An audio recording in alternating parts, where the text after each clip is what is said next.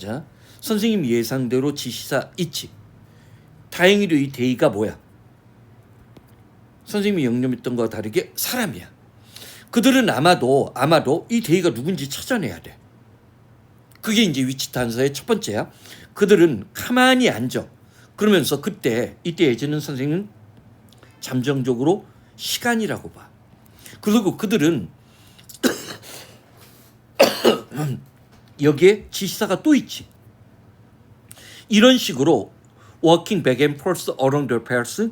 자, 이렇게 그 길을 따라서 앞으로 뒤로 들어가는 모든 동작들, 그 모든 동작들을 상상하면서 가만히 앉아 있을 수도 있어. 그러나 그들은 얘가 뭘까? 리라이브야. 리리브가 아니라 라이브가 생동감 있게 만든다는 동사의 뜻이 있단 말이야. 살다가 아니라. 그것을 다시 한번 재생시키는 거야. 적어도 어디 속에서? 상상 속에서. 그리고 그들의 발에 그 동작을 갖고. 오케이? 자, 연구자들은 연구를 하고 있는 중이야. 우리의 일상적인 physical experience in the world, 세상 속에서 우리가 하고 있는 육체적인 경험이 어떤 식으로 contribute는 중요 단어? 우리의 어떤 수학적인 어떤 개념, 수학적인 개념 이해에 어떤 식으로 도움을 주는지, 즉 일상적인 육체 활동과 수학과의 관계야. 그렇지? 응? 자, 봐봐. 자, 선생님이 일부러 이렇게 연습시키는 거야. 애들이 제일 못 찾고 있는 게 정관사더라고 했던 거 기억나지? 자, 봐라. 그러면서 길을 따라서 걷고 있는 경험. 아까 길을 따라서 얘기란 얘기가 나왔어. 자, 예를 들어서 길을 따라서 걷는 경험은 메타포. 자, 우리가 아리스마틱, 산수에 관한 어떤 생각을 하는 비유적인 것이 될 수 있다고 했어. 이거 무슨 뚱딴지야? 한번 보자고. 선생님 정관사 더해 세모치지. 자, 그 길이야. 플러스 명사를 더 플러스 명사로 받아 넘겼으니까 특별한 경우 아니면 난 1, 2번에 못 들어간다고 보고, 사실 확률적으로도 1, 2번은 드물잖아. 응? 그 길은 자 0이라는 숫자에서 그러니까 아리스메틱이 되는 거야. 산수가 되는 거지. 0이라는 것에 시작되고, 자 만약에 어린 꼬마가 그 길을 따라 걸을 때 모든 것들은 이때 테이크가 필요하다야. 자, 요 테이크 중요 구문이니까 선생님이 하나 설명을 할게. 봐봐. 자, 어제도 요 얘기했어. 이 틱 동사 다음에 시간이나 노력이 나오고 그 뒤에 to 부정사가 나오면 어떤 일을 하는데 얼마만큼의 시간과 노력이, 이때 테이크이 뭐야? 필요하다는 뜻이야. 근데 재밌는 게 있는 거야. 선생님이 중고등학교 다닐 때만 해도 투부정사 앞에 의미상의 주어를 붙이는 거를 문장을 선호했어. 근데 요즘에는 사실은 얘가 사형식이야. 그러니까 예를 들어서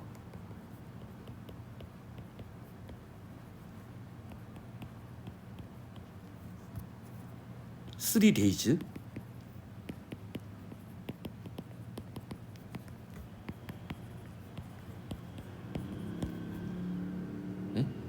얘는 문법 문제로도 조심해야 돼. 왜냐면 얘는 진짜 필수 구문이야. 교과서 기준으로. 그러면 그 일을 마무리하는데 나에게 3일이 필요했다지. 우리 중학교 때 사형식 할 때 테이크 구문 해 안 해? 안 한단 말이야. 그리고 선생님 때까지만 해도 투부정사 앞에 의미상의 주어를 붙였어. 이게 왜 중요하냐? 여기 봐. 그 모든 발자국들은 자 이때 대의가 누구야? 그 아이들에게 얘가 사형식이 들어간 거야. 응? 자, 뭐를? one unit further. 시작 지점에서 일이 하나씩 덧붙여져야 돼. 내가 한 발짝 한 발짝 걸을 때 누가, 난 모르겠어. 걸으면서 산수한다는 얘기는 체육 시간에 구보를 하면 그게 산수인가? 난 모르겠어. 모르겠어. 근데 자, 봐봐. 이해되지? 네. 얘가 사형식이야. 얘가 문법 문제로 나오면 위협적인 거야. 선생님 무슨 말인지 알겠지? 우리가 그러니까 네가 그랬나? 황혜경 선생이 해설할 가치도 없다라고. 그러면 안 된다는 거야. 왜냐하면 이게 11호 수능의 문법으로 나오면 어떻게 할 거냐는 거야.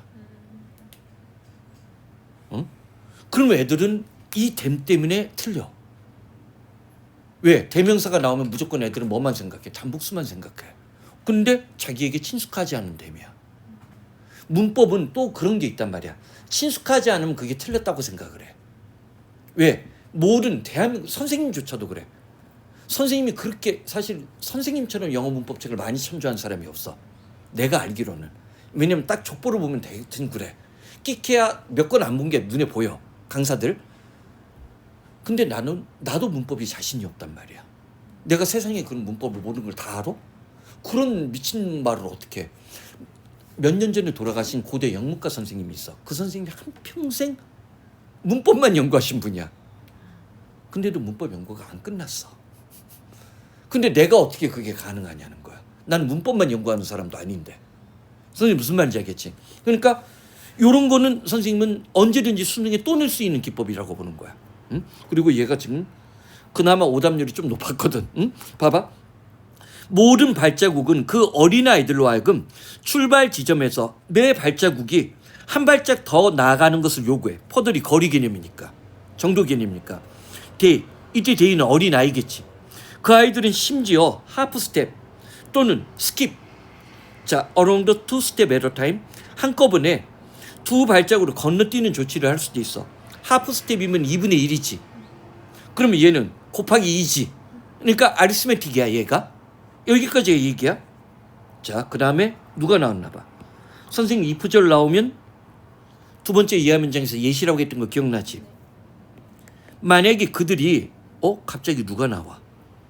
이미지가 나와. 상상하기를 원한다면 이때 대의는 누구를 받아야 돼? children을 받아야 돼. 중간에 얘가 들어가기 부담스럽지. 그치? 왜? 이미진이 먼저란 말이야. 만약에 그들이 자, 요 부분 잠깐만 천천히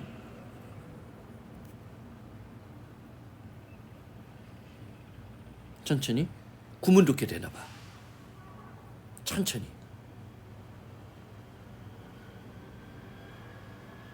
요 부분 때문에 물어본 거야. What it might mean to add.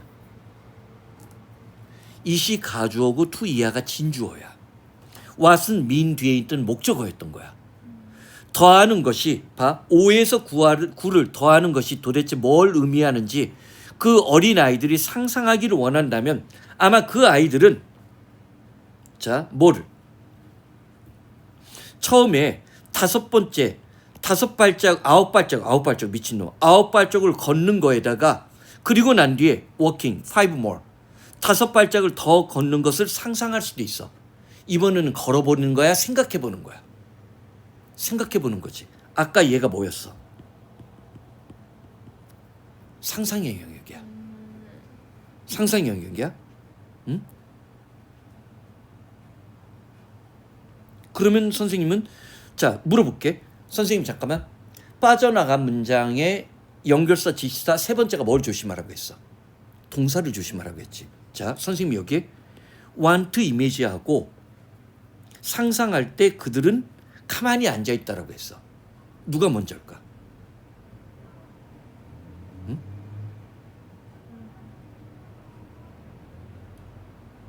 하나만 더. 단서 하나 더 줄게. 디스.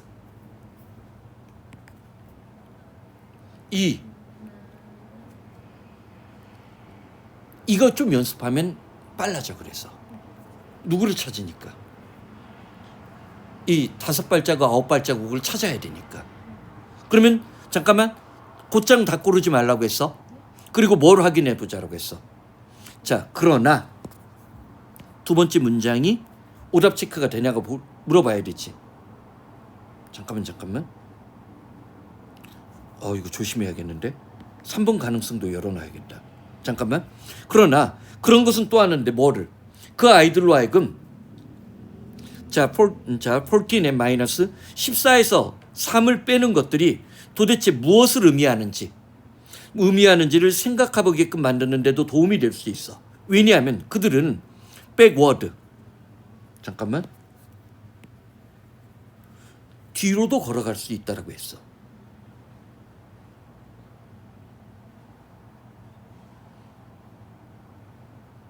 선생님이 약간 왜 멈췄는지 알아? 이해되지? 네. 뭐 때문에? 4번일 거라고 생각을 했는데 여기에 지금 누가 있었어 아까? 백이 있었거든. 그러면 누구의 가능성이 열리는 거야? 응? 3번이나 자 그러면서 봐봐. 만약에 그들이 눈을 감으면 아마 그들은 심지어 뭐를? 길의 어떤 형태나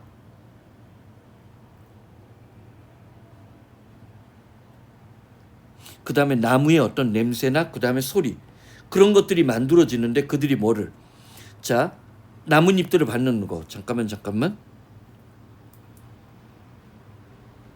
3번이네. 그치? 왜 3번이야? 선생님 얘야. 아까 추상명사가 나왔지.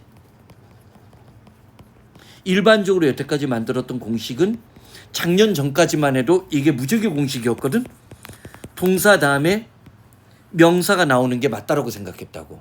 근데 요즘에 추상명사가 나오고 뭐가 나온 거야? 구체적인 동작이 나오지. 그리고 얘가 이른바 뭐야? 구체로 열거형 예시지. 자 봐봐. 그러면서 여기에 보니까 뭐가 딱 맞아떨어져. 이건 앞으로 걸은 거고 얘는 뒤로 걸은 거야. 이걸 다 뭐 해버린 거야? 상상해 본 거야. 그러면 추상 다음에 여기서 넘어갈 때 얘 둘이 다 뭐가 된 거야? 얘가 추상이라고 하면 이 4번 그러니까 4번 5번 다음에 있는 3번 4번 다음에 있는 문장들이 다 뭐가 된 거야? 구체가 된 거지. 그리고 계속 구체지. 오케이? 그러면 이 글의 출제 기법은 아까와 다르게 자 어떤 출제 기법을 썼어? 그러니까 황영경 선생님하고 다르게 아주 드물게 위치 묻는 문제에서 뭐를 낸 거야? 추상에서 구체로 나가는 글을 쓴 거야. 어? 자, 잘 봐. 우리가 여태까지 봤던 글들은 어떤 특징이 있냐면 주장이 있어, 중간에 예시가 있어, 마지막 문장이 뭐로 끝나? 결론. 그래서 다시 추상으로 가. 근데 얘는 중간에 추상 나오고 끝까지 다 뭐야? 다 예시로 끝나버려. 그러니까 동일한 패턴에서도 다른 변화를 준 거야. 특히 이제 평가원하고 수능은 우리가 이런 분석을 잘해야 된다는 얘기야. 그래야 우리가 시험장에서 실수를 안 한다고. 오케이? 응?